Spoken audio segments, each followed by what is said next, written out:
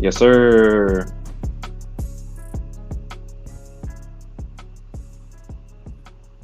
Yo. We're back after another week of football action, some NBA preseason, college football action. We are back. Savs in for podcast. We got Dre from PG County. Shout out to Team Dre. We got T Hatch in Charlotte, C Note in Charlotte, BT repping Greensboro, but she's from Fayette. The boys are back. Shout out to our boy Dave, who's not here. Esquire is Shout out to not with us Fargo. today, but shout out to him. Shout out to Fargo making his world tour. You see him out there. Shout him Talk your out. shit, Dave. Savs and 4, we everywhere. So we're going to get started with a unusual blunder over in London. The Buffalo Bills going into Tottenham Stadium in London, facing off against a very game Jacksonville team who stayed overnight for another week in London, played the Buffalo Bills and beat them. So T, I'm gonna start with you. Was this a blunder by Josh Allen and the Bills not taking advantage of this game after coming off that amazing performance against Miami? Or was it just Jacksonville being more game, being that they had already stayed there a week and having that advantage with the time zone? I mean, it's a little bit of both, to be honest with you. Like Jacksonville being able to stay in London an extra week, now having to travel that long flight across the Atlantic, um, definitely was in their favor. But I mean, this is the problem with the Buffalo Bills. They teased us. They look great. Remember last year they beat Kansas City at Arrowhead, but then they have a couple of games where you're just scratching your head. Josh Allen just kind of has head scratching performances. Week one, losing to the Jets, especially when Aaron Rodgers went down, was inexcusable, bro. Like, you can't lose that game to the Jets. A division game at that, when you're in the same division with the Miami Dolphins. Um, Buffalo looked great. Beating Miami the way they did last week, it was a recipe for a hangover game. When you're coming off a high, especially in a long season, big win against a division opponent, and you got to go to London. You got to fly all the way across the Atlantic. You got to eat crumpets and tea. You got to eat whatever bullshit they eat over there in London. It's cold. It's gloomy over there. You've probably been watching Top Boy all week. Like, it's very easy not to play your best football. You got to adjust to the time zone difference. In Jacksonville, come off a big win versus Atlanta to put them at 2-2. Their division is still wide open, so they had a lot to play for. It was a classic track game. The Jags, they are competing with Tennessee for the AFC South. Still got to see more from that offense. They haven't looked great. They looked a little bit better on Sunday, but if you're Buffalo, losing against the Jaguars and losing against the Jets is going to come back to hurt them. And we're going to talk about another team in a moment that's also had some head-scratching losses as well. But I'll pass it to whoever wants to take it on next. But, I mean, I'm not surprised. I called it last week. Yeah, this was one game that T kind of called. No, he did. I mean, this is what I say. They pretty much the Sacramento of the NFL. And that's really all is to it. True. I mean, I'm just looking at the box score right now. It's just like, how do you only rush for 29 yards? I mean, you let them rush for a total of almost 200 rushing yards. I mean, you only rush for 29. So, I mean, it's we've made the comparison before. Dre's made awesome comparison to Sacramento. It's like everybody's kind of expecting them to make that next level leap. And every year the Buffalo seems to have these head scratcher games where they are picked to be favorite or it's picked to be a shootout. And then they have a game where they can't run the ball, or Josh Allen throws these random picks like the Jets game, just mistakes after mistakes just compounded. And then they lose a game like that in the division when Aaron Rodgers didn't even play but 4 plays and you didn't take advantage of it. And I feel like I agree with Terrence. I don't know how Corey, BT, Dre, anybody else feels. This is going to hurt them down the line when it comes to seeding at some point in time. These little early season losses are gonna come back to bite them. Like, especially if a team like Jacksonville wins their division. So you're talking about seedings between 1, 2, 3, and 4 possibly being affected because you lost to a division leader. So Buffalo wins. Like if they got like the same record, that's a tiebreaker that Jacksonville has over them. And not only that, they missed a big time player in their defense because he got caught off the field that game, Milano. So not only did you lose the battle, you lost the war kind of in a sense because he was having a lights out season in the beginning of this year on that defense with all the tackles and interceptions, even returning one on Monty in Washington. So he was playing lights out in that linebacker position. So yeah, they got Von Miller back, but I really feel like they're going to miss him being in those open spaces, being able to track down tight ends and wide receivers coming through the middle and being able to zone in the quarterback and make those timely plays. Yeah. And also, I'm here to start an agenda. If Miami wins the AFC East next year, Sean McDermott is going to be on the hot seat. I'm just gonna come right out and say it because you have to think about it. What have they done since he's really been there? Like, and I like Sean McDermott. I want him to be on the hot seat because I want him to come back to Carolina. So that's why I'm starting this agenda. I'm just gonna keep it hot with you. I'm just gonna keep it. I see what you're doing, Corey. I see what you're doing. Oh shit! It all leads to something. It always leads to something. Buffalo at Miami, week 18, last game of the season. That's probably going to be for the AFC East. So the game's in Miami. Yep. It's going to be hot down there. You know, those cold weather teams don't. Those cold weather teams don't like playing in the heat in January. Nope. And they're probably going to flex that game to Sunday night too. It's going to be humid. Exactly. Yeah. Yeah. That's going to be a very interesting game.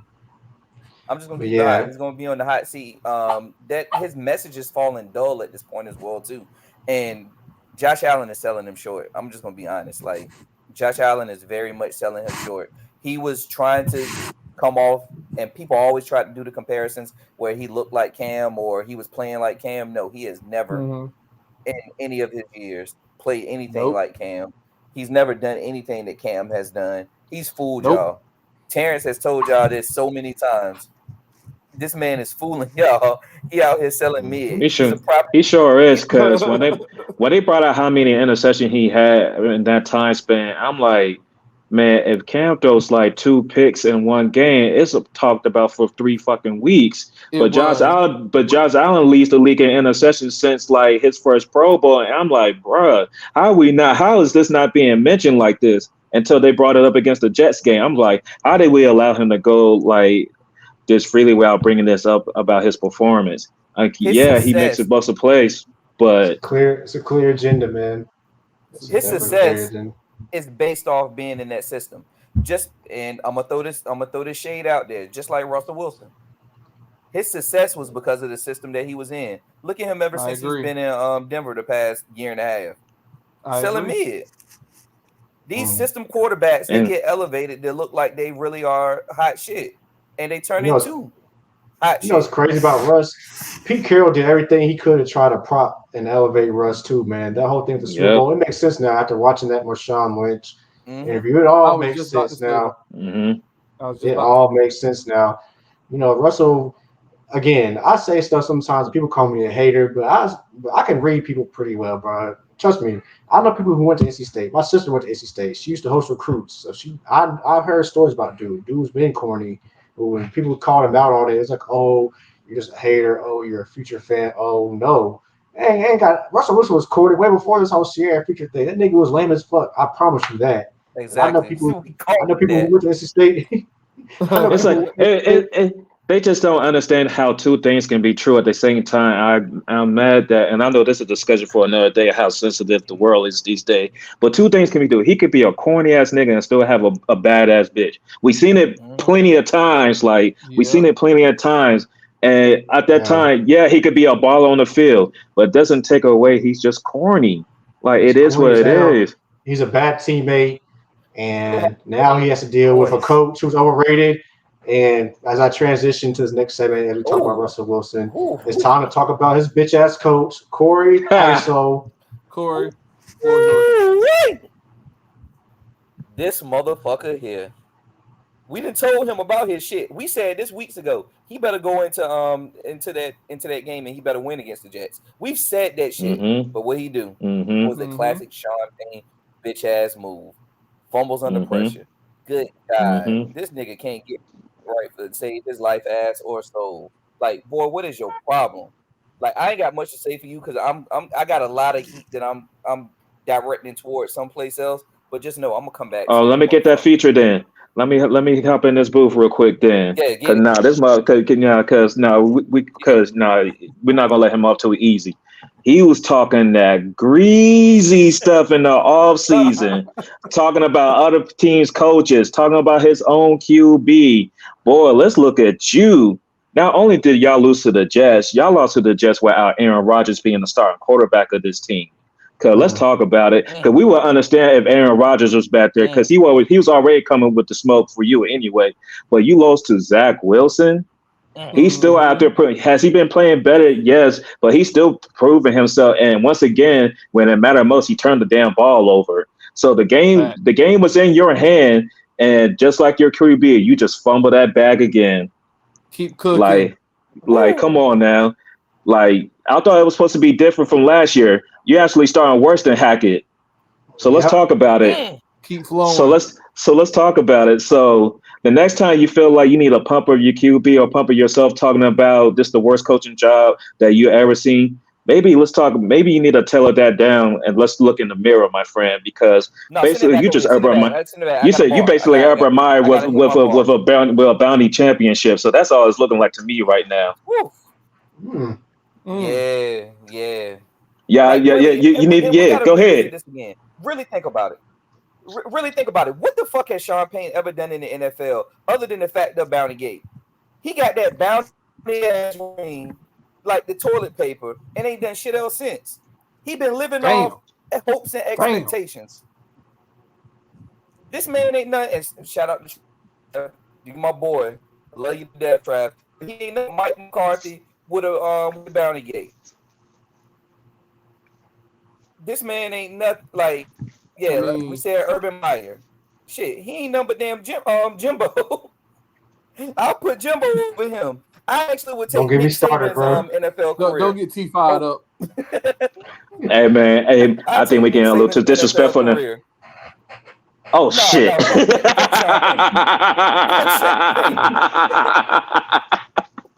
Hey, not Nick Saban's NFL career. That boy was the Calipari of the NFL. The fuck out of here, bro. I'll take Lane Kiffin's NFL career over Sean Payne. Stop.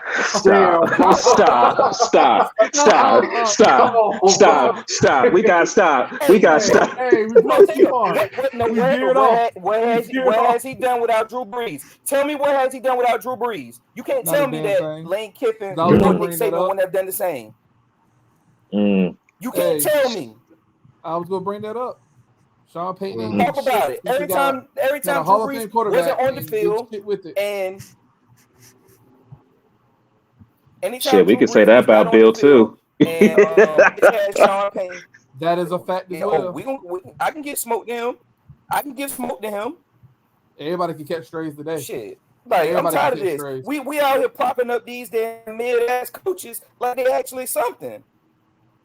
Fuck Sean Payne. Fuck Bill Belichick too. Damn, not Bill. Tom Brady was a damn system quarterback. No, they were trying to make it seem like Tom Brady was a system quarterback. When he went down to Tampa Bay, what did he do? He got limited to the Hawks 3 straight years. Here's my thing. Bill, because I can't take away what Bill does on defense. But like he's about to say, Bill GM is trash. Yeah, Bill GM game been trash for a decade, and that's been the decade he ain't do nothing to improve that team at all. Like at all. Like it's bad. Like it's bad. And then like every time you see a Patriots free agency, you be thinking. You thinking it's like, oh, he's about to turn this player around and everything. I was like, no, bro. Like you just got like when you go bargain selling, this is what's just going to happen. Like you can't stop. You gotta stop thinking you're not gonna be able to pay. See, the problem is with Bill. It worked out with Corey Dillon. Corey Dillon was still on the tail of his prime, but still in his prime. Then you got Randy Moss. Everybody knew Randy Moss just didn't want to be in Oakland. Kerry Cousins quarterback. Randy Moss was still in his prime when he came in 2007. Had some good years there. We got rid of Randy Moss, I think, too soon. They did. But that's neither here or there. Okay, then after that, it never, they had Gronk, they had Hernandez. But then, damn. You got away with it with Julian Edelman, guys like that. Yeah. But since then, like you said, Tom masked a lot of their deficiencies, and they were able to get to AFC championships and even get to the Super Bowl. That year, they went to beat the Rams, though. It's ironic that we've been talking about it, but honestly, I think if the Saints went to that Super Bowl, they would have dog-walked New England in that Super Bowl. In my opinion. That Super Bowl they would have. Yeah, because the way that the Patriots offense was struggling that year. They were struggling. Who was their number one receiver? Edelman. Gronk? Edelman? Oh, Gronk. Yeah, it was really Gronk. It was really Gronk, but yeah, it was Edelman. I started cleaning early because how mid it was. I was like, hell no. I was at Buffalo Wild Wings. Like, damn. Jared Goff had niggas running wide open down the seam, wasn't even pulling the trigger, bro. I've never seen anything like that in a Super Bowl. He's a different nigga now for some odd reason. Hey, shout out to Ben Johnson on that. Ben Johnson turned his career around. Facts. Coaching matters, bro. But speaking of coaching, bro, all this hype, and I'm not saying just to shit on Lamar Jackson, because I respect Lamar Jackson, but we heard all this hype about Todd Monken's offense is going to be different. This Ravens offense is going to be different. And so far, it just – I know we've had some injuries at Dobbins and some of their receivers, but it's just not clicking. How many drops, bro? Like 8 drops? Eight drops. 8 drops total. Like, I can't put that on Lamar. And it's not Lamar. People start talking about, Lamar's getting paid all his money. I'm like, bro, he put the ball right here. Watch the tape. Watch the tape. Watch the tape. It goes back to Patty's interception in the first game. Like on the stat sheet, it's gonna be blamed on him. But watch the tape. It wasn't his fault. His damn real wide receiver didn't catch the ball, and it led to a pick six. And now we're looking at this Ravens game. Not only was it 8 drops, what you say, T, early, like 2 or 3 of them were for touchdowns. So you talking about like blowing over the top or in the red zone. Lamar's making the right read. He's making the right play. But the other part of having the catches, you got to have your wide receiver catch the damn ball. And y'all just did not help that man at all. Like, come on. Man. And then Baltimore, Pittsburgh is now in first place. Believe it or not, Brad, I know as much as we shit on Matt Canada, Pittsburgh is somehow in first place. Tomlin mask off. I don't know. Tomlin, no. I get a little insider because I saw this online. A better coach for that team. Apparently, I've been saying that argument for the minute because every time somebody's online talking about, we need to fire Tomlin, I'm like, find me a better head coach for this team. If you can't come up with a name that makes sense, I don't want to hear it. We can't get Bieniemy. Shout out to Dre. He's in Washington. Ben Johnson, I don't know exactly if he would fit what Pittsburgh wants to do right now with our weapons. I think he would make the offense better if we could get him as a coordinator and leave Tomlin as the head man. But we don't know if Ben Johnson's actually can he handle being the head coach? Because we had this conversation in the chat. Being a head coach is different than being an assistant. You have more responsibilities. You have a different set of things you got to do. So they can never give me a name other than throwing out just somebody from the past. And I'm like, no, it's not going to work. You're not going to get Belichick. You're not going to get somebody else. And I damn sure. Oh, no. So I'm like, hell no. First off, Pittsburgh fans will never let real Steelers fans will despise Belichick coaching the Steelers. And it's not going to help. It's not going to help them at all. Our defense is not the problem. Our offense is the problem right now. Like, it's not going to fit the culture. Like, and the funny thing is about this, speaking on Matt Canada, it's funny. The expression he had in that booth tells me all you need to know that my agenda is still thriving. He didn't call that play. Kenny Pickett. No, he didn't. He switched it out. It was an audible.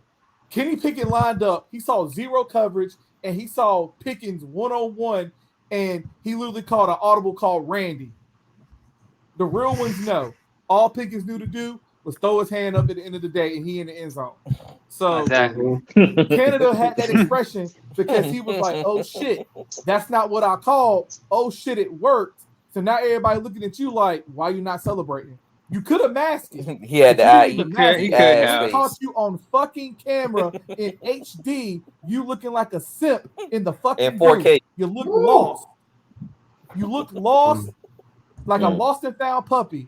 So how about you take your spaghetti meatball, boxing the hound ass up to Canada and be a coach God damn. for the Argonauts. God damn.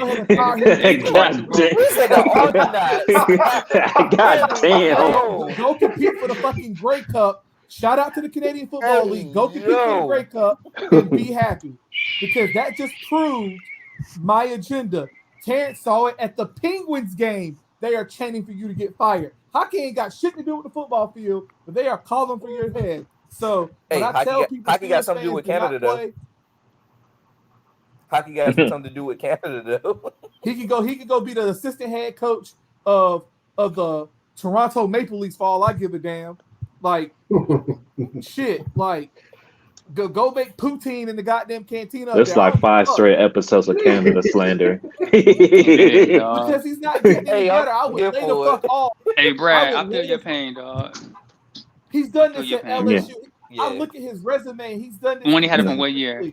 Feel your pain. He done the same shit in Maryland. He did the same shit in Maryland. I didn't even realize he was at Maryland until I looked up his resume and I was like, Jet Sweep. Yeah. Jet Sweep. Jet Sweep. Jet Sweep, You're in love with the jet sweep but have no action off of it. Third and one. What we gonna do, fellas? Gonna hit that jet sweep real quick. That jet sweep. Like jet sweep. 4th and inches. Nah, we're gonna hit this jump sweep. Hey, I thought my receivers were running backs for a minute. Like shit. Well, you go to the match screen and get more carries than running backs.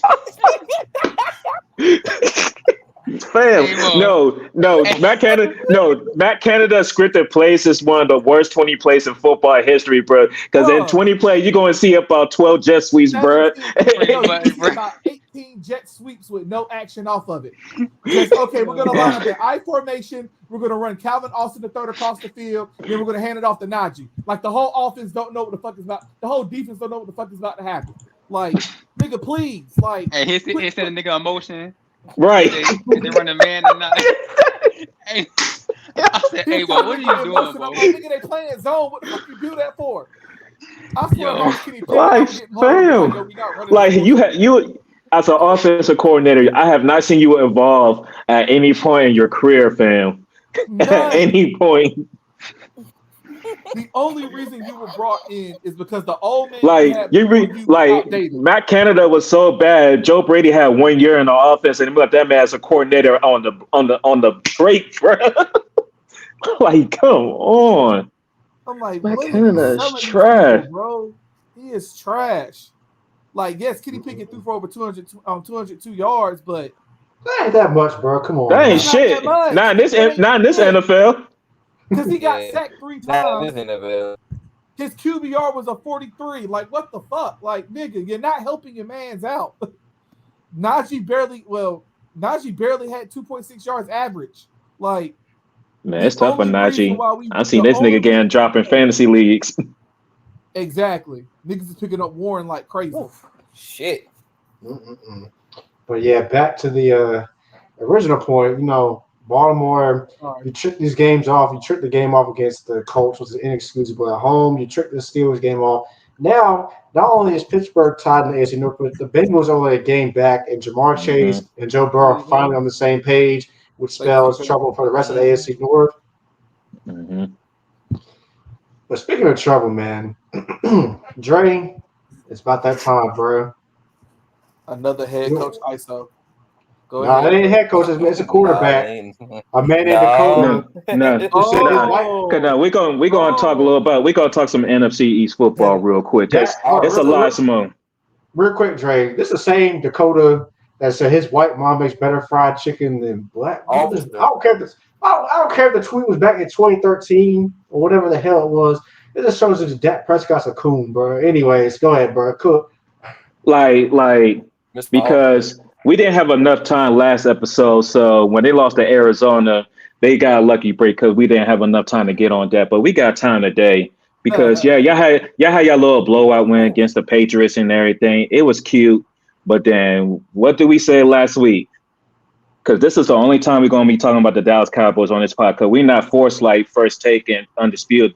We have to talk about some fuck niggas all the goddamn time. We're not doing that on this damn show. So because what did I say last week? I say if they lose this game, I don't want to hear shit about Cowboys no more this season because it don't even fucking matter no more. And not only did they went out and lose, they got mollywopped. Like, come on now. Now, Dak over there in the beginning, we talking about, oh, you just pissed me off. You bring about bad memories. You pissed me off. Yeah, I'm ready for this game. They look like he was ready for that game, y'all. Was Dakota ready for that game, y'all? And that's my damn problem. And that's my damn problem with that. When it matters most, Dakota's not going to get it done. He's an above average quarterback. But his intangibles are obsolete, not there, was never there. There's a reason why as soon as Michael Parsons came in, they talking about he's the leader of the team, and you've been there for 7 seasons going on now. It's because your player, your best friend, Ezekiel Azalea, is suffering in New England right now. Let's talk about that. Like, pretty much, we all know how you need to beat the Dallas Cowboys. Be more physical. Because when they see me a physical team, because Arizona was physical, and we know for sure this 49ers team was physical, they fall under pressure. This team's not built for it. Physical, yeah, Philadelphia, they physical too, but they can split because they got 2 chances. They can split a series. But when it comes to seeing the 49ers or any physical team, hell, that's why the NFC West is probably going to be trouble for them this whole season because Rams physical football. Let's play over to Seattle. They play a physical brand football over there. Mm-hmm. They just a finesse team in disguise because people keep thinking this offensive line, defensive line is so top notch, and I got it from my own Cowboys fan. He's like, this is not the same old line that we talking about 3 seasons ago. Mm-hmm. It's older. It's injury prone now. They allowing all these sacks to happen to Dakota. And when Dakota gets pressure, what's he doing? Throwing an interception. And let's talk about these interceptions. He talking about he's only throwing 10. He already damn near 4 or 5 right now. And we're not even halfway through the season. Mm-hmm. And not to cut you on, Dre, but when you talk about physical teams, you got to think about it. If they played Tampa Bay, Todd Bowles team is always going to be physical. It's Tampa Bay. They gave them problems 2 years straight. Mm-hmm. They gave them problems 2 years. Yeah, they beat them in the playoffs last year, but at that point, we all know Tampa Bay pretty much checked out because after team was injured, they had the A-B situation. So we already knew that team was pretty much out. Like, they already checked out. But let's be real. Like, give me a signature. Give me a signature Dakota win in his career. Can we think of a moment? Because we could do it for Patty. Hell, we could do it for Lamar. We could do it for Joe Burrow. Hell, we can even give Josh Allen this year against Miami. But when you think of Dakota Prescott as the quarterback of the Cowboys, what is that signature when you look back? It's like, damn, he proved that he can actually do it. I can't name one. I mean, they won one playoff game, but the rest.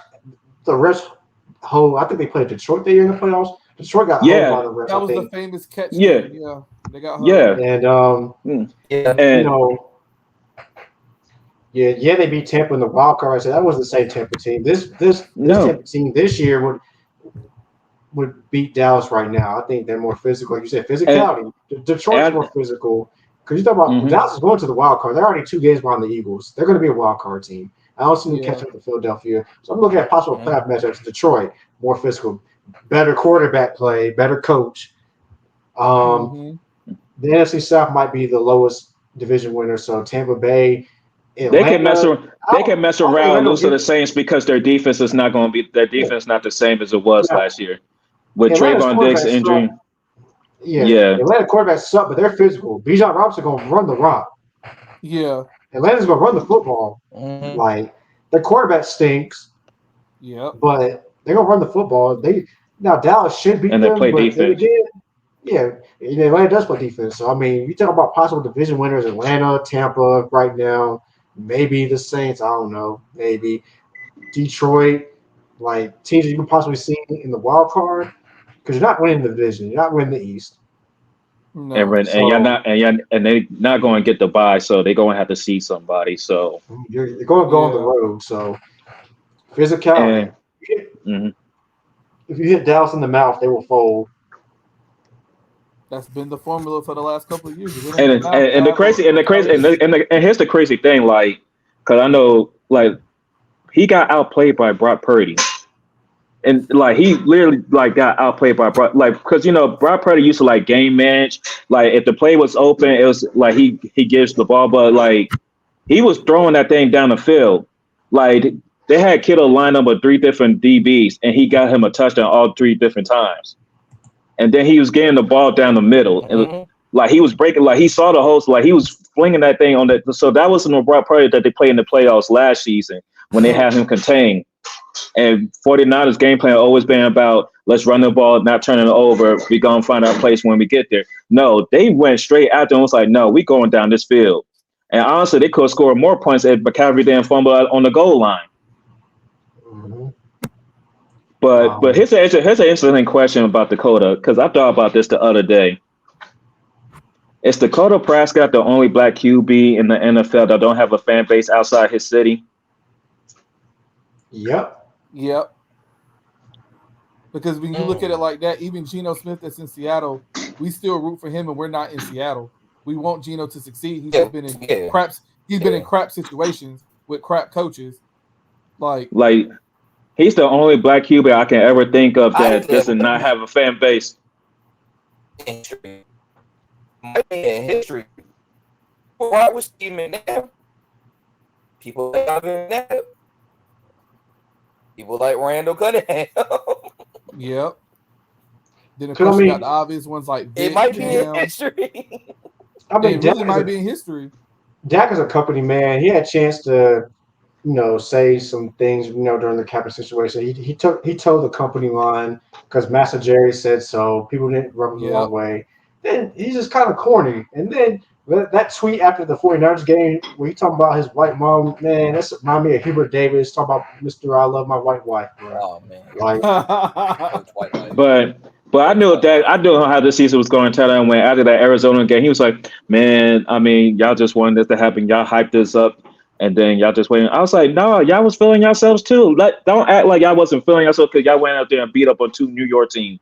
So that's why I wanted to talk about a couple of weeks ago. I was like, don't do that shit now. Don't be sorry because y'all got your ass whooped by a Cardinals team y'all was supposed to beat. Don't do that shit now because y'all know what happened. Y'all overlooked them and y'all got punched in the mouth and y'all folded. And then once again, y'all had chances to win the game, but once again, you was inefficient in the red zone, which seems to have been your problem in the last couple of seasons. So how you expect you to be a great quarterback? How we expect you to lead a team to a Super Bowl when you're inefficient in the areas you need to excel in? Jerry needs to make a decision because he won this contract, but Dallas is clearly not going anywhere with that. Dak need to be thinking about new locations after this season. I'm telling him right now. Cause I just don't see why he needs to be the Dallas quarterback anymore. I'm 100% in agreement with Dre. I said this earlier. Real quick, fellas. 49ers best team in football. They might be. I think they're the most. I would probably say they're the most. I say they're playing the best football. I'm not going to give them there yet. They're playing the best. I'm not going to give them there. They're playing the best football. They're playing the best football. I'll agree. I know this is random, but damn, the Aces are whooping the Liberty right now. Shit. Nigga. What's the score? 32-13. Good Lord. Oh shit. Becky said I was holding the place for the playoffs. She knew what's up. Okay, Becky. Okay, Becky. Like 7-3, yo.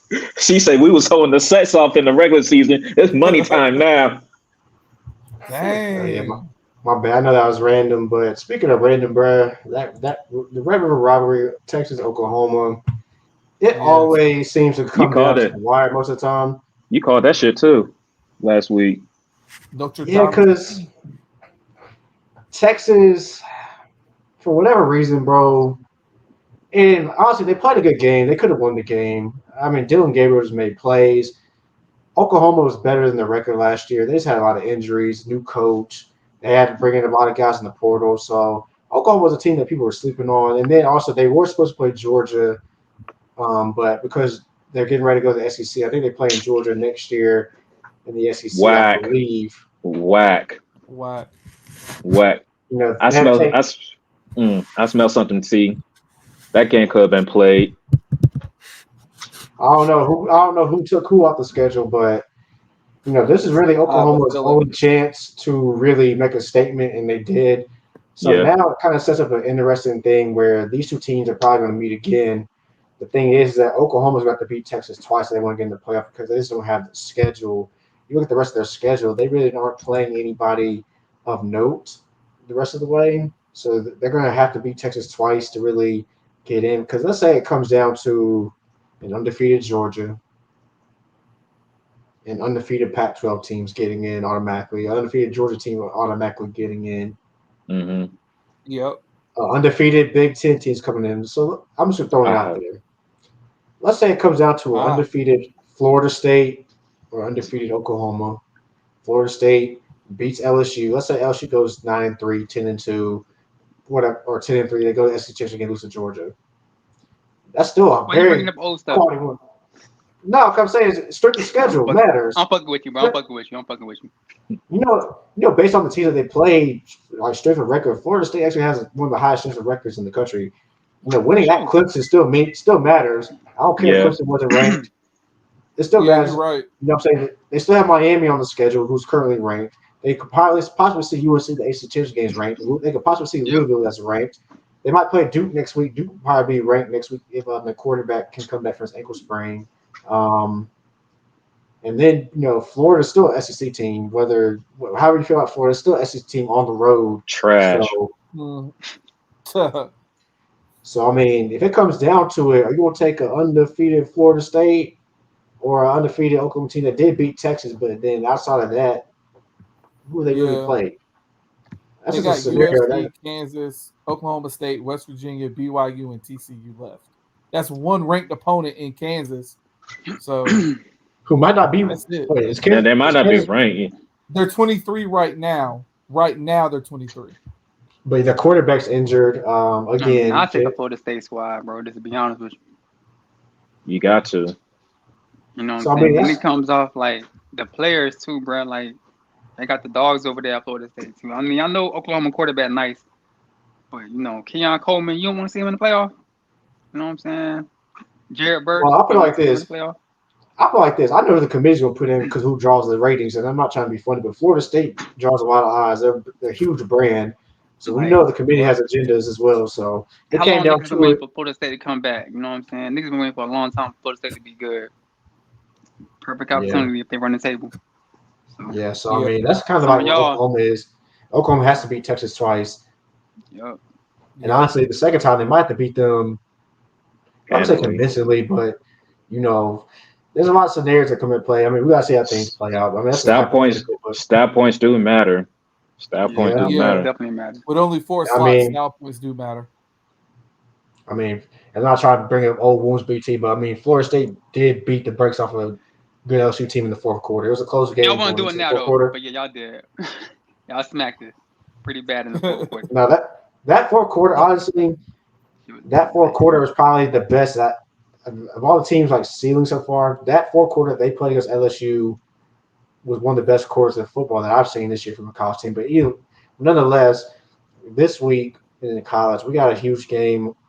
Oregon goes to Washington, and this is low-key one of the better rivalries in the Pac-12. They've had some close games recently, and I'm curious to see how Washington's going to play against Oregon's physicality because Oregon, very physical in the trenches, like to run the football. Bo Nix, solid. Michael Penix been airing the ball out. I'm looking at 16 touchdowns, 2 interceptions. Basically 2,000 yards. 2,000 yards. Mm-hmm. Washington is 3-point favorites. I mean, where the game at? It's in Washington. It's in Washington. I know Oregon got the adult at quarterback though. That's a grown man playing quarterback over there. Old as shit. Next, man. Literally a grown man.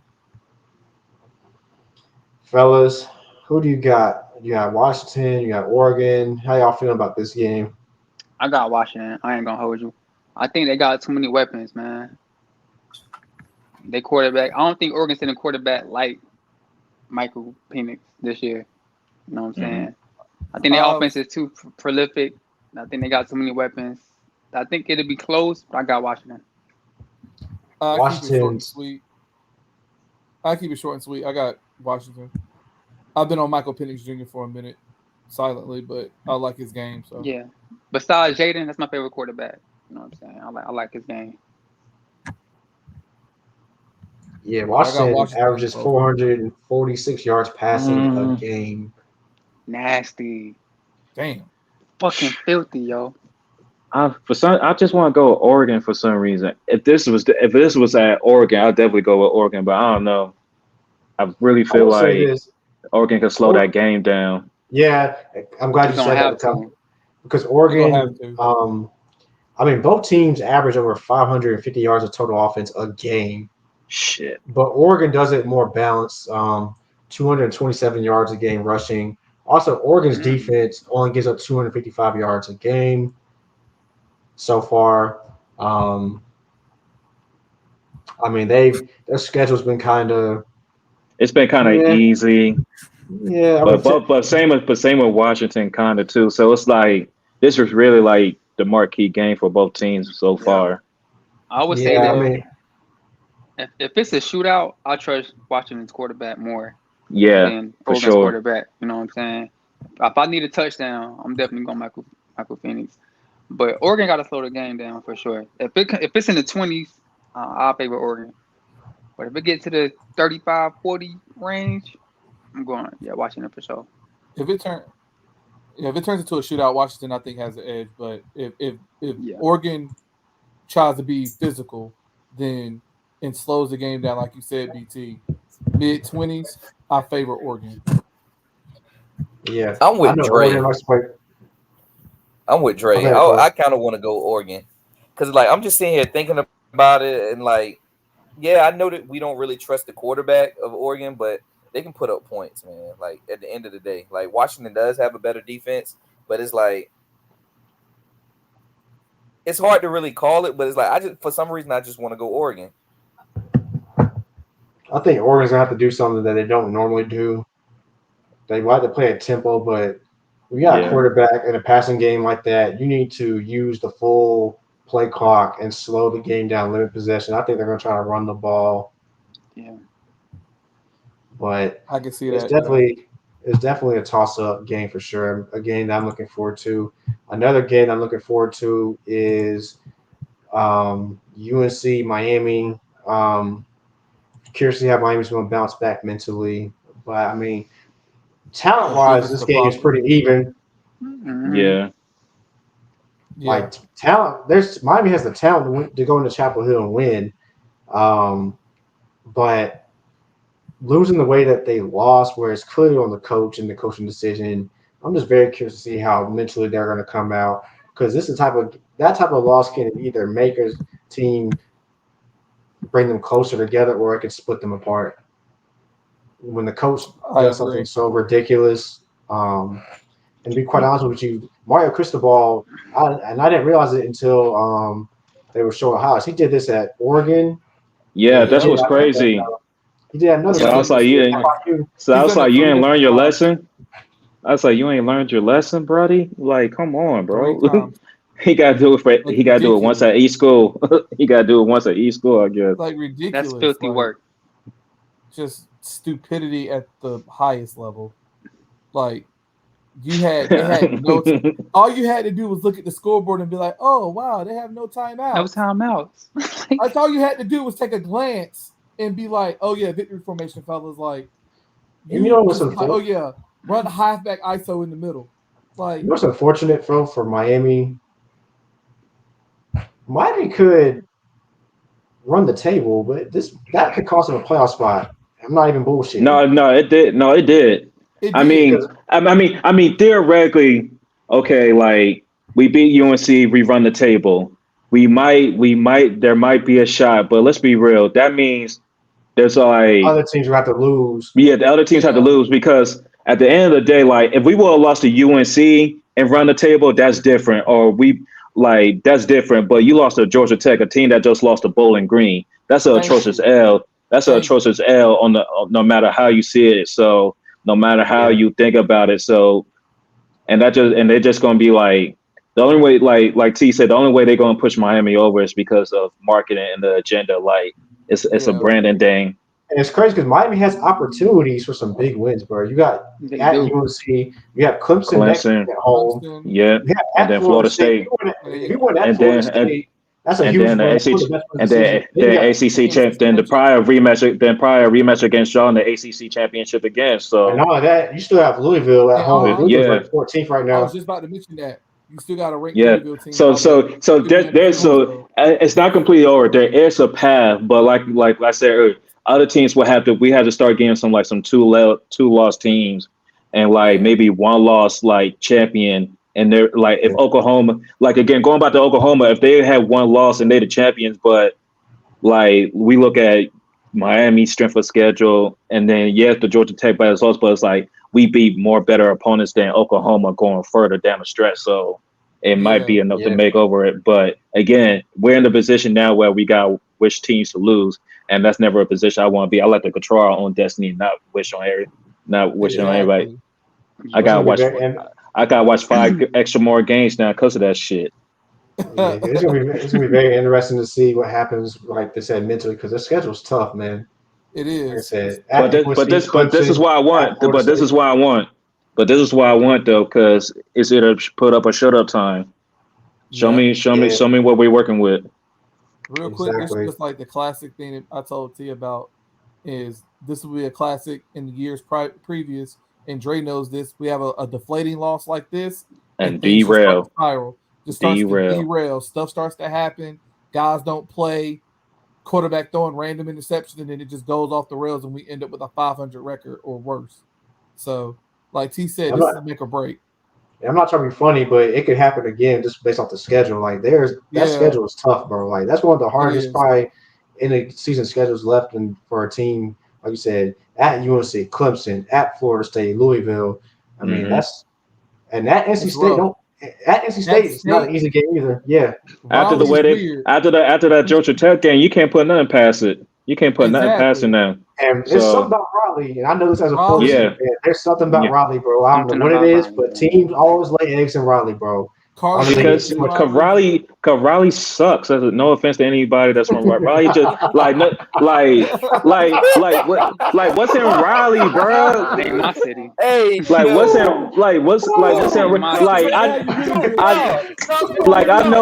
I know cool people. I know cool people from Raleigh. I know cool people that live in Raleigh. But when people are talking about what's the move in North Carolina, is Raleigh really the first thing you thinking about?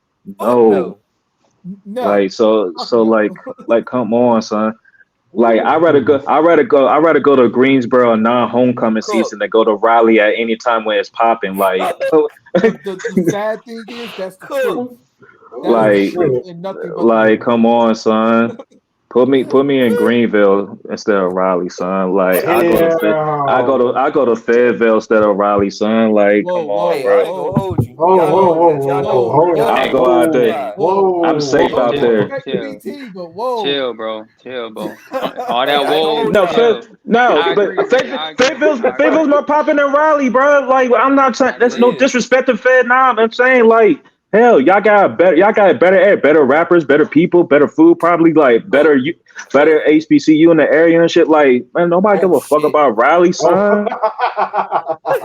Damn. What's the hockey team? What's the hockey team in Raleigh doing? What's the hockey team in Raleigh doing? They been on shit lately? Probably not. The hockey team is picked to win the Stanley Cup this year. So did they win it yet? Did they win it yet? They have won, the only one in the state because the Panthers when they win that joint. It was before the Capitals. I don't give a fuck what they did. Raleigh some shit. Well, we got off the rails a little bit. How we talking about how we get on Raleigh slander like that, bro? Raleigh, bro. No disrespect. Because players play bad there because it's just a bad atmosphere. It's like it's a bland ass atmosphere, bro. Like.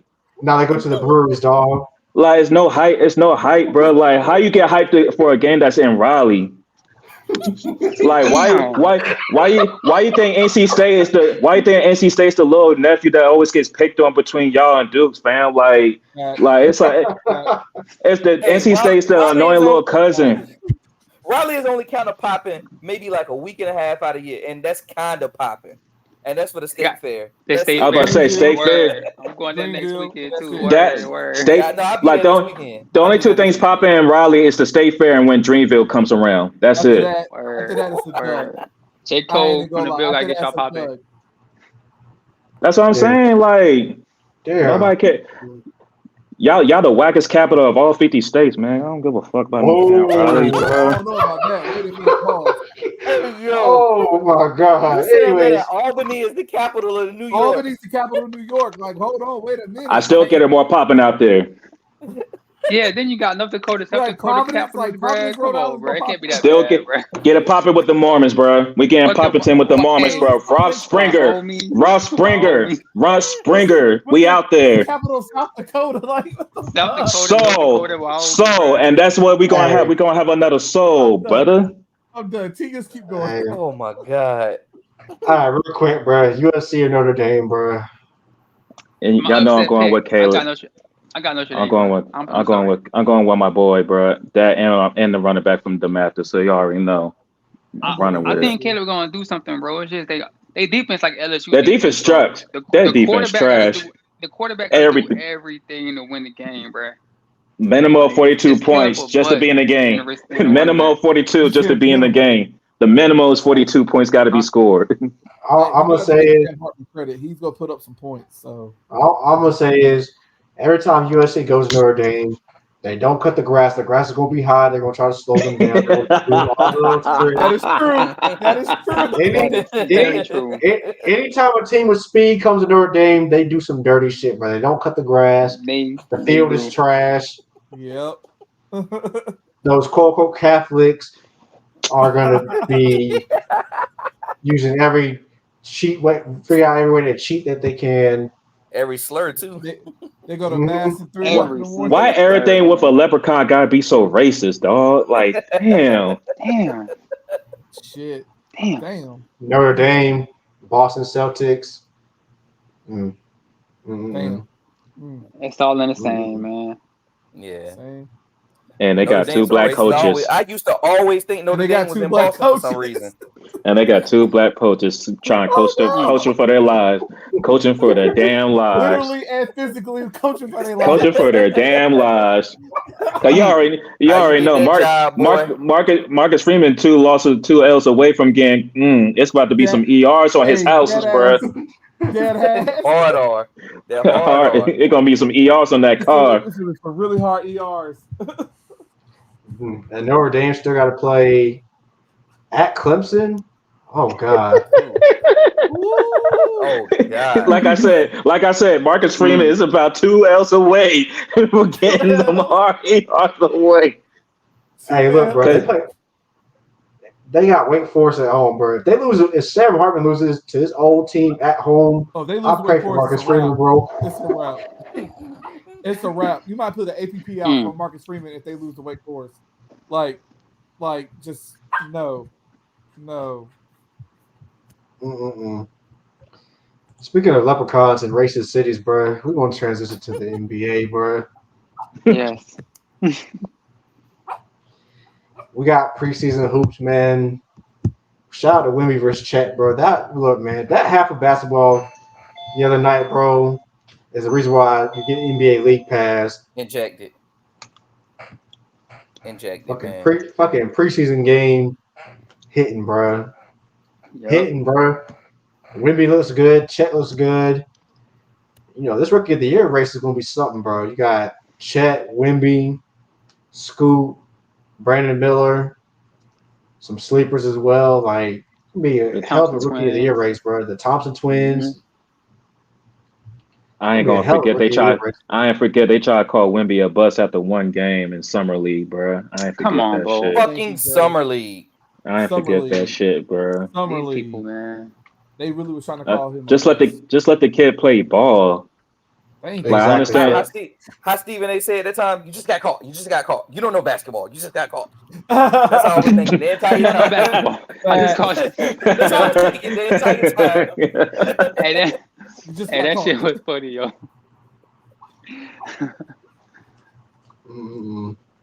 I'm telling you, bro. Like, it's gonna be this season. I'm actually looking forward to this season, bro. I think it's gonna be exciting. I think it's a lot of storylines. I think there's a lot of high quality teams. I mean, there are teams who are not going to make the playoffs. They're going to be good ass teams, especially in the West. Especially in the oh my god, the West is back at it. The West is back at it. The West back on the shit. The West saw the East making numbers, and they was like, "Nah, fuck that. We're gonna reclaim." Exactly. I mean, top 6 in the West. I mean, Denver obviously is going to be top 6. Yeah. Golden State. Yeah, Clippers, maybe Lakers, maybe Phoenix. Dallas. Dallas.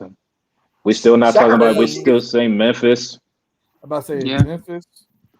They got rid of that bum ass. New Orleans. Healthy New Orleans. Don't sleep on healthy New Orleans team. Oh yeah, New Orleans. Yeah. New Orleans. Oklahoma City. We may joke about New Orleans, but yeah. Oklahoma City, Minnesota, hell, Utah was competing for a playing spot. Somebody will make it, bro. And honestly, I'm glad somebody said Sacramento because Sacramento's an interesting team to me because they are not going to sneak up on anybody. Yeah. I know they played very well. They could have beat the Warriors. They probably should have beat the Warriors, but they let Steph go ape shit. And then Kevon Looney got hella rebounds in the third quarter. But Sacramento's a team where they're not going to sneak up on people this year. They're not. Guys are going to be feeling themselves. Guys are going to be trying to get paid. We know how it is with young teams, bro. When you make the playoffs, you have some success. Guys are going to try to do a lot to earn for the hoes. They got to prove themselves. Yeah, they got to prove themselves. Like they got something to prove now. But you can overdo it. Also, you're not going to sneak up on people because, last year they were the feel-good story of the NBA. In our chat, we talked about Sacramento back in November being a playoff team. We call that shit early. We talk about that very early. I've just been waiting. We're going to see how they handle a little bit of success. They finally get to the playoffs. The longest playoff drought in sports, honestly. I think it was like 2006, the last time they made the playoffs. 17-year playoff drought. Yeah. So, Fox, everybody knows who De'Aaron Fox is now. Everybody knows who Malik Monk is now. And some of the other guys on that squad. Keegan Murray. Everybody knows Sabonis, even though Sabonis played like a bitch. Oh, yeah, they still got Harrison Barnes over there. They got time in the squad, but they've been lost in the shuffle because a lot of teams have been making moves, or you just thinking about like now if you thinking about because there were some like injuries that impacted some of those teams, and when it came to seating last year, so like remember like. Lakers were pretty much out of it until they made them trades, and then they was one of the best teams going into the playoffs. Yeah, they was a 7 seed, but off the play they were in that last stretch of the season, they was not playing like a 7 seed. Then Phoenix, they slid down because they was dealing with injuries, and they just made an overhaul trade during the middle of the season. So it was like chemistry they needed to work on and everything. We know the Clippers are always hurt, like either between PG and Kawhi, one of those two are getting hurt, but they became a better team when Russ got in the mix. After he got waived from the Lakers and everything. And then like T said, you got a young team like Oklahoma City, like they was pretty much like maybe a half a basketball away from becoming a 10 seed making the playoff team. And now you're talking about, they might not make a splashy free agent move, but they already did where they've got in Chet because Chet didn't play last year. And he's been impressive so far. So that's a player where you just ask, we don't need you to do too much. Just be yourself and work yourself within the office. They're gonna find you. You too tall to be missed. So, but I like how I like when it's like his opportunity. He's aggressive with the basketball, and he looked like he's ready to play that defense that he knows he has to play. And I just feel like that's one of the main things they was missing on that OKC, like some rim protection and big men. So you add Chet to already all-star caliber superstar in the making at SGA, that team OKC could be making a comeback this year. Do you think? And the reason why I said Sacramento because I honestly felt like they should have brought in somebody like Dwight Howard. You bring in somebody like JaVale. I mean, you really lost Game 7 because you couldn't get a damn rebound. Right. Yep. And then also, you're going to go up against Anthony Davis. You're going to go up against a Wemby, a Chet Holmgren, a Zion Williamson. You need somebody that can really bang. Sabonis got exposed. He was like the real Warriors. soft. Yeah, he was soft as shit, bro. Like you had. I feel like bringing in Dwight Howard could have helped solidify that front line. When you bring in JaVale McGee, but JaVale McGee's not a bruiser or a banger. I mean, I feel like you always has Jokic. Yep. That's the main person you gotta go after. That's why I'm still surprised nobody in the West has signed Dwight Howard yet. Like, I am surprised too. Stop wasting time. Stop wasting time on that. But, We're not saying he's gonna be the Joker stopper, but he did give him fits the last time he was in the NBA. You're not gonna stop Joker, but at least Dwight will slow him down. Physicality-wise, yes. Yeah. But that's why Sacramento is a team that I'm gonna look forward to seeing in the Western Conference. But I mean, like you said, Memphis, how they're going to perform without Ja Morant. But when they get Ja Morant back, I mean, they were the second seed in the West last year. 2 years running. At some point, you're going to get Brandon Clark back. At some point, it's going to be later on in the season. But people kind of forget how impactful losing Brandon Clark was for them. Golden State, I mean, you bring in Chris Paul, what do you fucking do? How's that going to work? You didn't add a big man. Come look at the Warriors roster real quick. They are still a very small team. And when the Lakers exposed them, and they exposed Steve Kerr. I mean, you got Steph Curry. You got Usman Garuba. Who the fuck is that? 206'8". Rudy Gay, 6'8". Draymond Green, 6'6". Trace Jackson Davis, rookie, 6'9". Daenerys Sacre, Kevon Mooney, 6'9". Dario Saric is soft. Yeah, man. So they got Dario now, but yeah, he's your tallest player on the team. At 6'10", and he's soft. He plays like a guard. He's not a big man. He's a perimeter player. Steve Kerr talking about putting Clay at power forward. Let's just think about that. This is where the Golden State Warriors are at right now. With it. Hey, no, this man, he really selling mid to get San Antonio. He trying to it's all to cook Steve Kerr. Let's cook his ass. Let's go. Like, no, look, because I'm trying to make sense of it. Like, you got Andrew Wiggins on the team, but the first person you thought of making a power forward is Klay Thompson. It's Klay Thompson. Not the old Klay Thompson from 2015, 2016. Exactly. So his Achilles, so his ACL. Exactly. Like, come on. Old battered. Like, so this is who you got guarding Giannis. This is who you're gonna have guarding Giannis in the playoff. Okay. Like his best matchup will probably be Jaren Jackson, because Jaren Jackson gonna get like 3 offensive fouls because we know he can't help himself. So like that's like the only power forward that he got hope against. That's the only center he got help against. You gonna put Klay Thompson on Kevin Durant, bro? Good luck. Barbecue chicken. You gonna put that man on AD? Please. Hey. Barbecue chicken.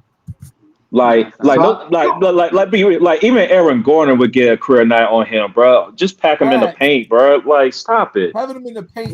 Period. You put Klay Thompson on Gumbo's Zion, Horny Boy Zion Williamson. Yeah. Bro. You sick freak. He might be OnlyFans numbers. Hey, yo, it's them South Carolina niggas, man. Them freaky boys. Speaking of New Orleans, New Orleans, they were top 3, team when Zion was it? They were a top 3 team in the West. So I mean, I'm looking at New Orleans. They made the play and they missed out, but Brandon Ingram, you still got Bi, you still got Herbert Jones. You bring in Zion, it looked like he's in shape for the first time in his career, which is shameful, but he's in shape now. When you got a baby mama, that money is getting spread out. You gotta collect some more. And a stalker. Mm. You do have a banger at Valanciunas. And a stalker. Yeah. You do have Mr. CBA himself, CJ McCollum, disgraceful. Oh hell. President of the Players Association. I mean, CJ the Feds. I still like how teams saying F that CBA, bro. We still spending this rack, bro. They trying to figure out what the Lakers get their money from. Like, I really thought Phoenix was the only team that's saying F it, but then you got Boston, then you got the Lakers, then you got Warriors. So I'm like, fam, But I mean, what do y'all think about New Orleans? They said bump it. Possible sleeper team. Nah, they gonna make some noise. No, they definitely gonna be a health. sleeper team. The only thing is health. They give it's health. Yeah. I'm only worried about their health. I love the coaching that comes out of New Orleans too. I love the coaching that comes out of New Orleans. Willie Green, shout out Willie Green. Yeah. Y'all know how I feel about coaching. Yeah, I love. Yeah, because we know Zion is he's a all-star caliber player trying to ascend, but he just never on the court.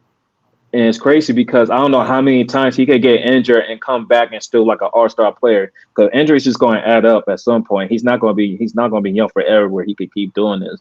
But he does look like in shape. So like if he can just be able to play, just even 60 games this year. Forget the whole trying to make a war 65. Just give me 60 games so y'all have enough to make it to the playoffs. Then New Orleans is definitely going to be a dangerous team because they can run. And that's a team that a lot of old head teams, like maybe a team like Phoenix, because that's a veteran team, or like Denver, like they're good, but they're going to have some vets on there too. And they're not the fastest team either, especially with Jokic being one of your main players. So they can really run it up down the court and make it hard for teams in these series. Yeah, for sure. Dre, what do you think about Phoenix, boy? Mr. KD, the Bradley Beal along with Kevin Durant, Devin Booker. They did a sneaky good job of filling out a roster because better than I thought it was going to be. Definitely better than I thought the roster was going to be. It's just like New Orleans. It's going to be all about health and gelling together because it's like a lot of new pieces, and just figure out what people's roles is going to be.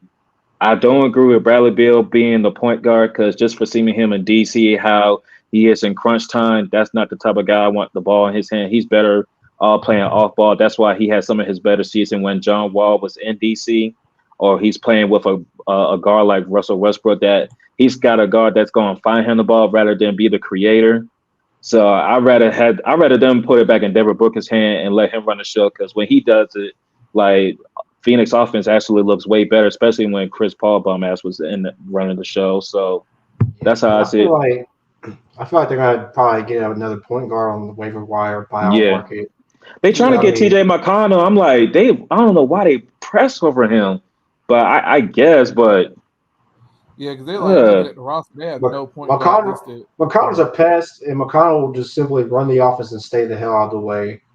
Yeah, basically. They looking for that. What's his name? Matthew Dellavedova type motherfucker or some shit like that. Well, I mean, he will come in, do his job, manage the offense, and stay out the way, and hit a random three every now and then.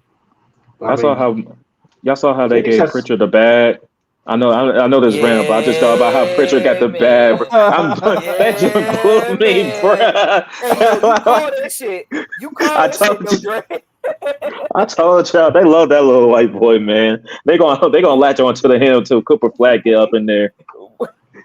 Oh my God, bro! Adam Silver make that shit happen. Out of pocket. Adam Silver make that shit happen. But seriously, I feel like if this Phoenix team is healthy back on a serious tip, they can be really, really dangerous because that's a lot of offensive power. And KD and Booker were already kind of gelling, even though Denver took him out. You kind of see how the two-man game was running. So you add somebody with offensive power like Bradley Beal, that's probably like one of the deadliest three-man combos of offense that you could probably see in the league today. Facts. BT, how do you feel about your Lakers, bro?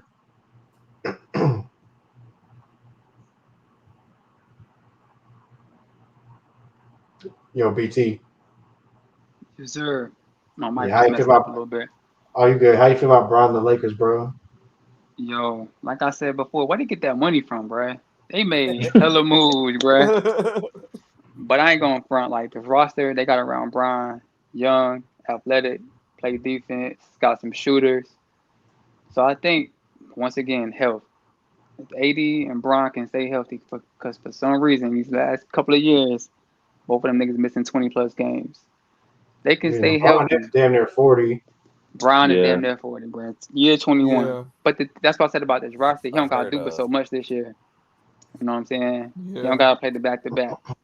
Because you got a Torian Prince. You got a Cam Reddish. You got Rui Hachimura. Austin Reeves, Christian Wood. So they got depth behind them, so he don't got to play all the back-to-backs. I think if you can give me 65 games, I'm good. So I could see still in top 4, bottom playing, but I could definitely see top 4 if they stay healthy. Yeah, and the one team we haven't really mentioned. Oh, go ahead, Brian. Go ahead. I was about to say, Corey, I got a question for y'all. Kai Jones officially out of the Hornets. What the Hornets going to look like? You got rid of Kai. That's not even a question. Why you? I mean, what do you want me to say, bro? He wasn't going to be in the rotation anyway. His ass was going to be in Greensboro if he was here. What do you want me to say, bro? That man was asking to be waived. He was asking to be waived. But it was a cry for help, bro. It really if there's any children listening to this pod, which you're probably not, because we've been cussing this shit all day on this pod, but if there's any children listening to this pod, stay off the perks, man. Please. Please. And I just that was powder. I'm going to say one thing. That's that powder talk. Yeah, I pray for this man mental health, bro, because I don't know what this dude's going through. On some real, bro. He's got some issues.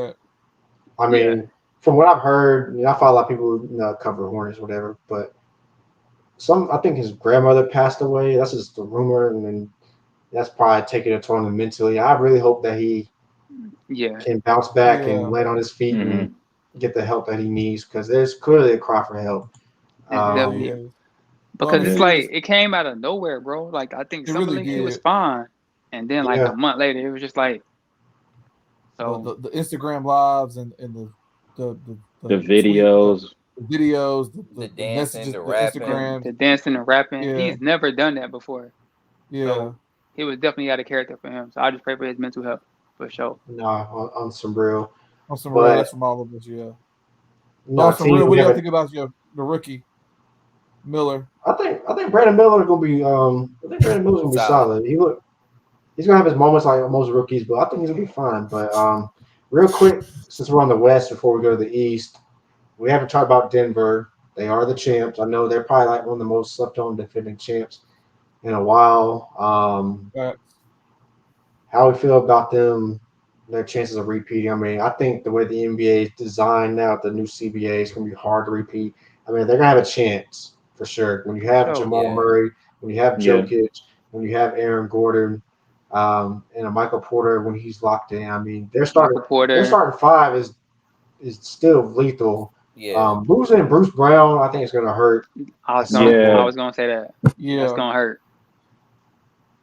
Even Jeff Green to a certain extent, man, because he gave him positive. He was just a solid vet. Yeah. Losing both of them is going to hurt. Christian Braun might get some of those minutes that Bruce Brown got. He was solid. Yeah. But he's not Bruce Brown. Brown's a vet, though. Yeah, Bruce Brown is a vet. They have some guys that they've drafted that they feel strong about. I'm sorry, I can't think of their name, but I remember I was watching the game on TNT last night. They mentioned some other younger players have on their roster. One of them dropped 20. I was all right. So, I think it's Julian Strother. There it is. Okay. Julian Strother. I think they also mentioned Payton Washington, somebody they're high on as well. But, Denver, this is what happens when you win championships now in the NBA. You lose some key. You got that target. And you got the target on your back. Mm-hmm. And target on your back, you lose key pieces, The first game of the season against the Lakers, and what they've been doing all summer. Game planning for them. Talking about the Lakers. I'm like, how you talking about the Lakers? You won the championship, bro. Like, y'all just won the championship, but y'all focus on Bron. So first game of the season going to be real. This is what I'm looking for. I'm looking for how teams are going to defend Murray and Joker. That's the real big thing that you have to look at going into the season. It's how they're going to be defended. If you're going to go man up, what are you looking to do whenever you go man up with Joker? Are you looking to slow him down? Are you looking to actually be physical with him? Are you looking to try to get steals? How are you handling these things? Or are you just going to allow him to just go off and just take the rest of the team out of the game? It's how what is the game planning on defense? That's a very good question, because we've seen both.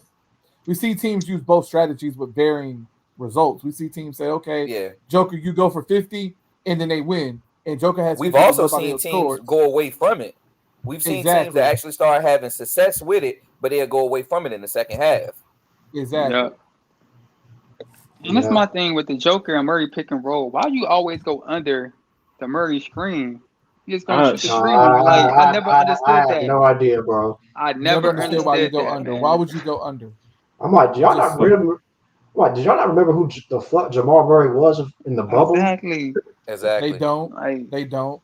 When Jamal Murray was the fuck not even a bubble, but like Jamal Murray's been a hooper since like on the scene in high school. Not even since high school. No, since high school. Because when they had like those panorama games or whatever the fuck it is, when you have like random people playing for your country and shit, he could USA back then.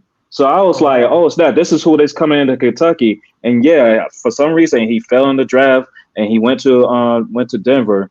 But people slept on him because he was hurt, so he was gone for a long time. But what we saw and what we call, I'll say, if he gets back to like even like 85-9% by that April before the playoff season, you're about to see what we saw in the bubble again. And sure enough, that's what we did. Because this is All-Star year that's coming up. He should have been an All-Star a long time ago, but this is going to be his first All-Star appearance this year because he's about to come in cooking. No, I agree with Dre. This is an All-Star year. Yeah, hooper. But yeah, bro. So now we transition to the East. I mean, East is very top heavy. It's literally Boston, Milwaukee. And then it's another tier. Honestly. Where they drop down a tier, Philadelphia and Brooklyn, maybe. Nah, we can't put them in there. We know they got the crackers. We know they got the crackers, but we can't put them there yet. I mean, it's really there's no reason why. All right, so it's Boston, Milwaukee, and then you drop down a tier, Philadelphia, and then you just go all the way down. Hold on, after Philly, I still put Philly in the next game. Cavs is still up there. I still put Cavs. I feel like Cavs. I kind of got Cavs there. I kind of got Cavs there, but it's I need to see them get more physical in the playoffs. Yeah, they got exposed. Yeah. We talk about physicality earlier when we talk about the Dallas Cowboys. The Knicks bullied the Cavaliers in the playoffs last year. They did. But I like that. But outside Boston and Milwaukee, they made some offseason moves that I was like, okay, they trying to like learn from their mistakes. Like they got more shooting. They did good in the draft. They did really well in the draft, in my opinion. So I feel like that was like their punch in the mouth moment because that was a lot of people's first times in the playoffs. So let's see how they respond from that and see what my boy is there. He's ready to hoop. Bates is there. He's ready to hoop. Hell yeah! Like, y'all saw that his post the other day? He was like, "Yeah, man." Like after his game, he's like, "Man, I'm crying because the only thing I wanted to do was play in the NBA, and now I got this chance." I'm gonna hold you. That's like 75%. That's like 70% people of the league, Joe. But I see what you mean. Come out and say it. But so we know Milwaukee make it to the finals. Miami's gonna take a step back, bro. Yeah, they are. They lost so many pieces. The only way Miami can take a step forward is that Joel Embiid request a trade, and I think that's something to watch out for in the East because James Harden, he can say all the right things that he's in camp now and all others, whatever. He can show the camp and whatever, but James Harden is going to want to play go to hell ball. And they already talking about Nick Nurse, more ball movement, less ISO heavy offense because their offense was James Harden, dribble, or Joel Embiid save us in the post. Joel Embiid create or Tyrese Maxey create. There's more ball. Nick Nurse wants more ball movement. Joel Embiid acknowledged that he wants more. That's not going to fly. Not with James Harden on the roster. Over under how many games it takes for James Harden doing some quit shit on the court like he did in Brooklyn. 15. I was gonna say about 15 too, man. I was gonna say 20. Because it's clear that he wants out of there, so he's gonna start doing some tricking games off just because he just want to get out of there and trade it. Gonna bring the fat suit back, man. Hey man, this man Harden, bro. First it was Houston, the fat suit back. Then it was Brooklyn. Now it's Philly, bro.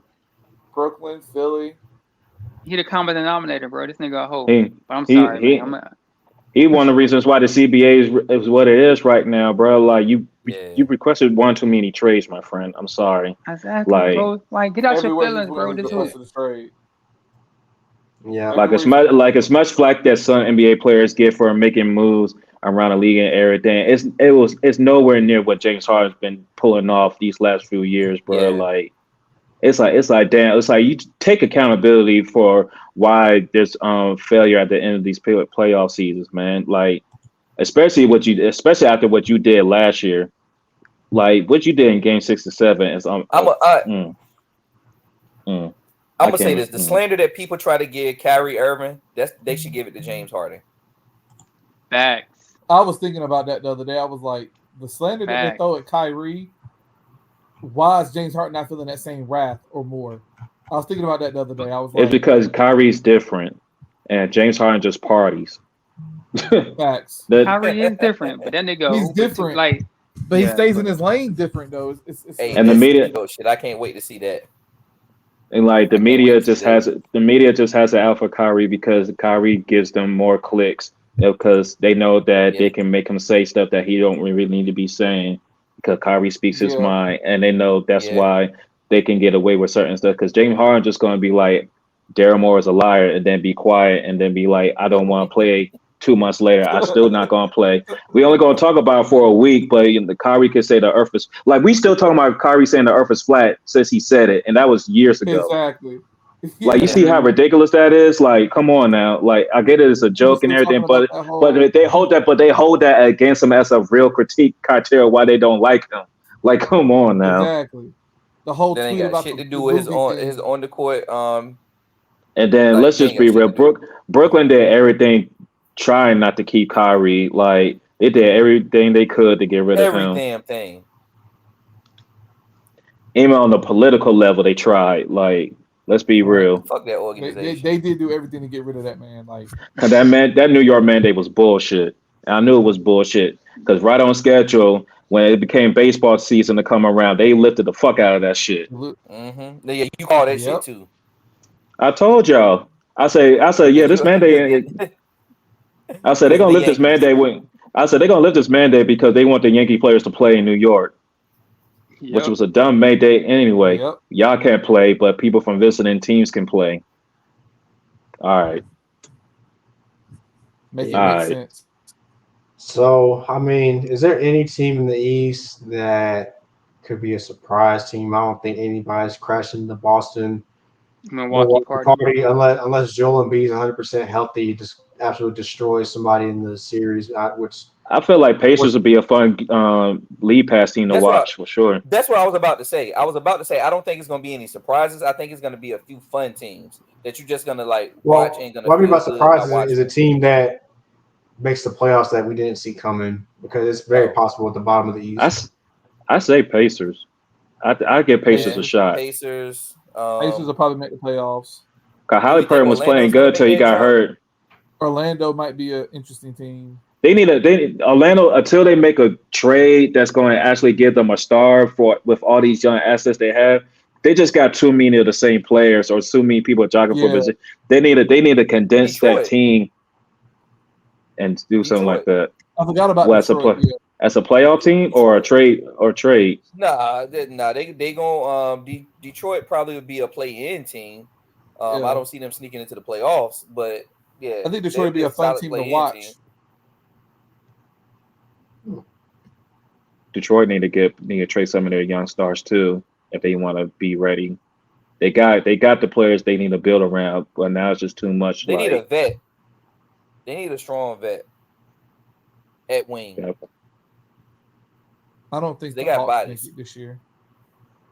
If Detroit makes a move like it's Siakam, they can make some noise. I say that. Ooh, any bottom East team that make a move for Siakam, they dramatically increase their playoff chances. Oh yeah, true. Yeah. Dre, your Wizards gonna be a fun team to watch. Oh, we're gonna be swaggy. On it. Hell yeah. We're gonna be We're gonna be the freshest. We're gonna be the freshest losing ass team in the league. But we're gonna look good doing it, baby. That's my league pass team. Team. We're gonna look good doing it, baby. Let me tell you. Open. I just want to get footage for the after party. But I like what I'm seeing. Pace, just let that shit. Just shoot that thing. Just let that shit fly. Just let that shit fly. Yeah, y'all know the motto. Game at 7, Rose Bar by 11, baby. Let's get it. Y'all know the motto. Y'all know the motto this year. Hey, Jordan Poole green light is green, boy. Green. That shit say go. All three green. Stop sign never change. He got all green light as soon as he gets to the arena, bro. With the Autobahn, just let that nigga go. My boy gonna be on go. But I know we just played international team, but I did some things that I like that I didn't see last year. So hopefully that's something that we build upon while we, rebuilding this roster up and using these picks and everything. But like I said, I think we're going to win more than 25 games. Vegas got us winning 25 and a half game. I think we could do more than that. Our backcourt, I think Tyus, Poole, and Kuza is a sneaky three that teams going to sleep on until it's too late. So, but I'm playing with house money because we win games, we better than we thought. We lose games, we getting our pick back from the Knicks, and we're going to draft another good player. And I like what I'm seeing from Bilal. So, hey man, it's going to be a fun time in DC. You get the games.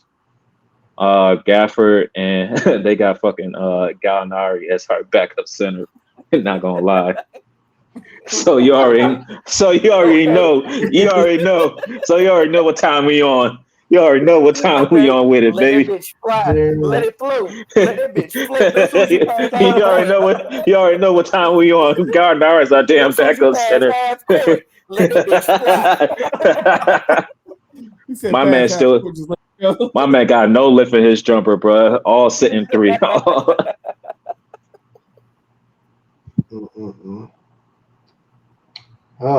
Fellas, thoughts on the Hornets, man? I know some crazy news that just broke earlier, but I'm gonna let y'all got it. I'm gonna stay out of it. Hey man, what we say? This the new age Portland Trailblazers. Yeah. Here's my problem with this. This is something that was known back in January. Yeah. Why is it just now coming out now? Like, why? If you're going to do, you could have issued a warrant back in January, but you wait till the season starts. Somebody got a vendetta, honestly. Exactly. But looking at the charges, somebody got definitely a vendetta when you look at the charges. Like it's a protective order. It's a protective. Apparently, it violated protective order. But anyways, it just goes to show you that Charlotte sports is cursed, bro. We got the Panthers who are sorry as hell. Corey, I know we didn't get a chance to cook, bro. So the last 2 or 3 minutes of the show, bro, is yours, bro. The Hornets are more crazy news, but the Panthers are in hell, 0-5, no first round draft pick, a running back that dances more than Michael Jackson in the Billie Jean video in the whole. Corey, finish the show, bro. Finish the show, dog. The mic is yours. Hey, look, Miles Sanders, the worst free agent pickup of the offseason. Like, bro, like, who are you? Like, I knew you was gonna be trash from the first game when you fumbled the ball and you sent over on the sideline looking scared. Bro, you played in Philly. Why are you scared of slander? Like, that town is known to slander people. And then first and foremost, they boo Santa Claus, bro. They boo Santa Claus, man. Shit, they threw snowballs at that fool. Back to this bitch ass nigga. You sold us mid. You absolutely sold us mid. You told us that you was a running back. I need somebody to check his records. I need to find out what's going on. Does he have kids? Because the motherfucker can't find a hole. I'm trying to find out what's going on with him. Fire. He gets to the line and even Stevie Wonder can see these big ass holes that he missing. Keep going. So I'm just trying to find out what's going on now. And then all of a sudden the news today gonna say they held him out of practice for an injury. No, his feelings just hurt. Like, not practicing because your feelings hurt, that's crazy. You sold us mid, bro. You sold us mid. Your backup, which I was hollering for him to be traded since we picked him up, but he's been playing better than you. Shout out to Chuba Hubbard. You got wide receivers on the team that can play running back better than you. Like, come on, you can't even follow your lead blocker, bro. No, so no, we talking all of that trash, talking about you was gonna be better than what you did in Philly, being pissed off that Philly left you out and this and that and the third. Hell no, we see why Philly didn't want your ass back. They knew what was up. That line made him. That line made him. And then they was running back by committee on top of that. Yep. Facts. Yeah. Well, you ain't never been a number one. You ain't never gonna be a number one. You ass. Blowing. Like, I'm just pissed off. You said, how you sell mid to Carolina? And we're a team that already sells mid. Damn. He wanted to double up like Mace back in the This is safe 99. space. This is safe space, Corey. Let it all out, man. Let it all out, man. Like, I've been numb to this shit. And y'all know I've been saying, like, little small shit in the chat. But this nigga ass, yo. Damn. And the crazy part about it, every time he does some dumb shit, I always call it. I'm like, all right, that's going to be where the game turn around at. Literally, when he fumbled the ball on Sunday, I literally put in the chat, I was like, watch what happens. We're gonna be mid after this. We back to selling mid. They brought you in to be a safety net for Bryce. And you can't even hit the damn hole, bro. Come on. That's all I can talk about. I'm done. I can't do it anymore. That man can't find the hole like a fucking virgin, dog. That's a damn shame, bro. Yeah, that is a damn shame. He fucking up the fantasy team, man. I be winning in spite of him. Damn old shame. Shit, who you telling? I'm double pissed off because of that. That's why I ain't drafted his ass, because I knew what it was. I said, nah. In another league, somebody tried to trade me him. I was like, bro, you know I'm a Panther fan. Like, if I don't want bro on my team, you should know something. I would have left that trade on red and just looked at it like, I don't know why you tried to sell me that. Nah, I had to send him a text real quick, like, bro, that's not gonna shake. Corey felt disrespected. I did. Well, we're gonna end on some savagery, but we appreciate y'all listening to another episode. Got some more college football we'll talk about next week. NBA obviously back. We'll preview some of the biggest games at the beginning of the regular season, including Denver hosting the Lakers on opening night. Is ring night. We already know how that goes. There's been a lot of chirping between the Lakers and the Nuggets. Mm-hmm.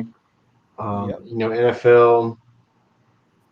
Honestly, like we said earlier, after this Monday night game, somebody's gonna be on that hot seat. It's gonna be Dak Prescott or Brandon Staley.